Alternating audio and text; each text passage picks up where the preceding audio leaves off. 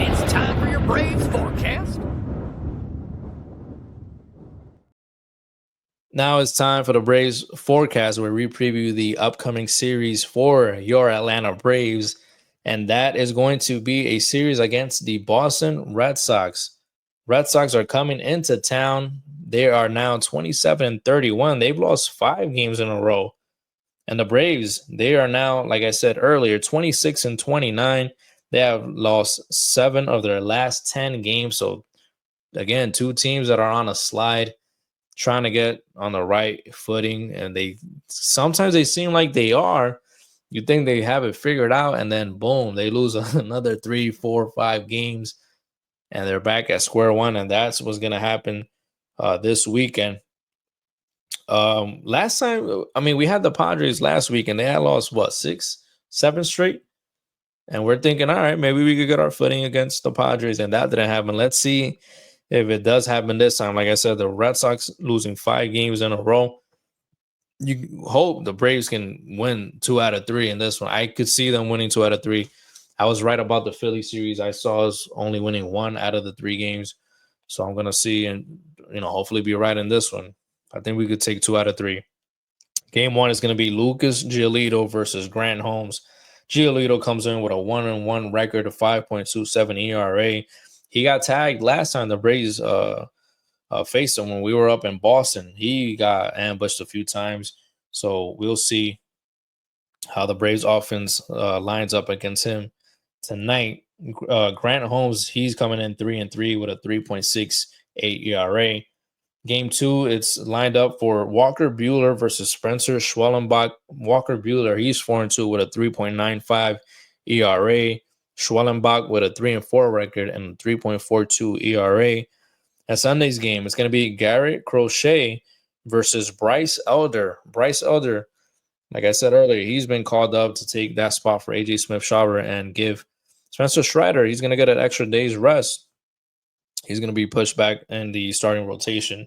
So Elder, he's 2-2 with a 4.50 ERA. Let's see how he does coming back up from Gwinnett. Garrett Crochet is 4-4 with an impressive 2.04 ERA. So a few key injuries, storylines, injuries. The Red Sox are missing key players, Alex Bregman and Tristan Casas, due to injuries. That's the injury side for them. Rafi Devers, he is 1 home run shy of tying Jim Rice for the most home runs in Red Sox history at age 28 or younger. And the team dynamics, I mean, both teams are underperforming compared to, preseason predictions, expectations. And both teams are looking at to the series as an opportunity to turn. I can't even speak again, to turn things around. But again, we'll see. We'll see what happens. The Friday's game, 7:15 scheduled start. That's going to be on Apple TV. I love when the games are on Apple TV because of the graphics. Graphics are sick on Apple TV. It's amazing. It's amazing. The gameplay is amazing. I'm not too crazy with the play-by-play though, I'll be honest. But it is what it is. I know you could put the radio feed if you're not feeling it. So if you're not feeling it, put your home team's radio feed.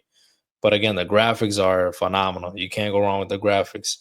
Saturday's game is scheduled for 4:10 p.m. And then Sunday's game is scheduled for 1:35 p.m. start time. For the Braves, Acuna, he's hit safely. And he's played 6 games. He's hit safely in 5 of those 6 games.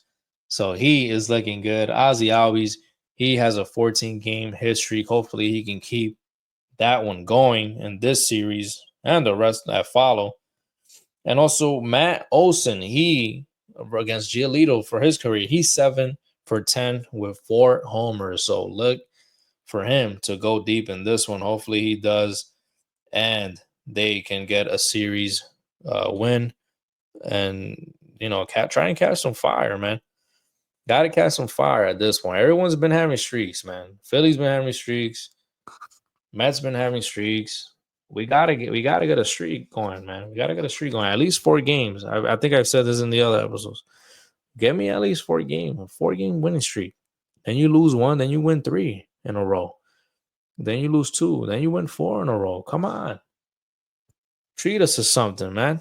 You guys got to treat us to something. We've been loyal so far. We had a bad start. You guys, we were down here. You give us a little roller coaster ride. We're like, all right, we're back at 500 finally. We thinking, oh, we're gonna keep going up, and whoop, nope, bring us back down. We're 3 games on there again. So treat us to a few streaks. Next thing you know, it's gonna be we're about to get into June, and then next thing you know, we're gonna be in July, and it's the All-Star break. And you don't want to be 3 games under when it comes time to be during the All-Star break. We've been there before. We did win it all in 2021 when we were struggling like that, but we don't want to go through that, bro. We don't want to go through that again because it's not a guarantee, especially now with extra teams being in the playoffs, that you're even going to get in. The National League is very, very competitive. National League is a gauntlet. If we were in the American League, I would have been a little bit more at ease.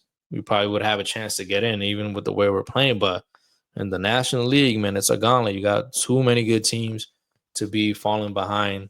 And even though it's early, you're gonna keep digging yourself a hole. It's gonna be too deep for you to get out. And if you do get out, or you almost get out, it's gonna be too late. It's gonna be season over. So again, try to put some streaks together. Try to get the offense. Try to keep the offense going like it did last night when they were able to put 9 runs up that final game. If they can do that, at least score 5, man. 5. You can score 5. Not every game. I know it's not going to happen.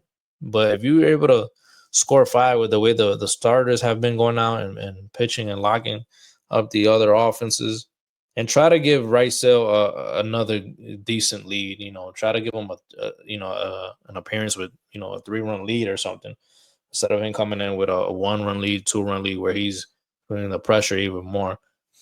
And hopefully Daysbell's able to, whatever was going on with him in Philly, he's able to, keep his composure and go back to his form and continue to lock things up. Anyways, this is it for the Braves forecast. This is it for the Braves forecast. This is it for the entire show. Thank you guys for tuning in. And again, I want to thank you guys for continuing to follow the show on Instagram at the Chop Seat Pod and on YouTube at the Chop Seat. It's growing slowly but surely. That's all that matters. As long as the show's growing. Thank you guys for sharing, for liking, and for subscribing. So I'm your host, Vic. Thank you again for tuning in, and I will see you guys next week. Have a great weekend.